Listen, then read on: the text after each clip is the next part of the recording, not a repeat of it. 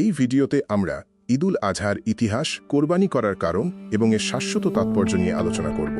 ঈদুল আজহা হল ত্যাগ ও কোরবানির মহিমান্বিত ধারা। কোরবানির প্রকৃত দর্শন হল আল্লাহর কাছে গোশত বা রক্ত পৌঁছায় না, পৌঁছায় শুধু তোমাদের মনের তাকওয়া বা আল্লাহভীতি। এই কোরআনের আয়াতটি এই উৎসবের আধ্যাত্মিক দিকটি তুলে ধরে। ঈদুল আজহা মূলত ত্যাগ ও আত্মোৎসর্গের উৎসব। প্রতি বছর জিলহজ মাসের 10 তারিখে এই আনন্দঘন দিবসটি উদযাপন করা হয়। কোরবানি শব্দের অর্থ হল নিকটবর্তী হওয়া বা উৎসর্গ। এর মাধ্যমে আল্লাহর নৈকট্য অর্জন সম্ভব হয়। এই উৎসবের মূলে রয়েছে হজরত ইব্রাহিম এবং তার পুত্র হজরত ইসমাইল এর চরম পরীক্ষার ঐতিহাসিক প্রেক্ষাপট। তাদের অতুলনীয় ঈমান ও নিষ্ঠার প্রমাণস্বরূপ আল্লাহ ইসমাইলকে রক্ষা করেন এবং একটি দুম্বা কোরবানির ব্যবস্থা করেন।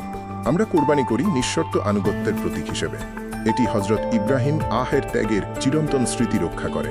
এর মাধ্যমে আমরা জাগতিক মোহ বিসর্জন দেই এবং স্রষ্টার ভালোবাসার কাছে প্রিয় সবকিছু তুচ্ছ করার শিক্ষা পাই। কোরবানি মাংস 3 ভাগে ভাগ করার মাধ্যমে সমাজের দরিদ্র ও অভাবী মানুষের অধিকার প্রতিষ্ঠা হয়। এর মাধ্যমে ঈদের আনন্দ সবার সাথে সমভাবে ভাগ করে নেওয়া যায়, যা সামাজিক সহমর্মিতা ও ঐক্য বৃদ্ধি করে। কোরবানির প্রকৃত শিক্ষা হল ভেতরের কুপ্রবৃত্তি, হিংসা, লোভ, অহংকার এবং স্বার্থপরতার মতো অভ্যন্তরীণ পশুত্বকে জবাই করা। এটি নিজেকে সুন্দর ও মানবিক গুণাবলীতে সাজিয়ে তোলার মাধ্যমে আত্মশুদ্ধির প্রক্রিয়া। কোরবানির প্রধান মূলনীতিগুলো হল সহমর্মিতা, বিনম্রতা এবং শ্রেণী বৈষম্য দূর করে পারস্পরিক মেলবন্ধন ও একতাবোধ কায়েম করা। এটি সমাজের সবার প্রতি সমবেদনা প্রকাশের সুযোগ করে দেয়। ঈদুল আজহার মূল সংক্ষেপ হল, এটি মহত্তম আনুগত্যের প্রতীক, মনের পরিশুদ্ধি, সুষ্ঠু সম্পদ বন্টন এবং মানবিক একতা সৃষ্টি করে। আত্মত্যাগ ও উদারতা শিক্ষার মধ্য দিয়ে সমাজকে শান্তিময় ভ্রাতৃত্বপূর্ণ সুতোয় বেঁধে রাখা এর মূল লক্ষ্য।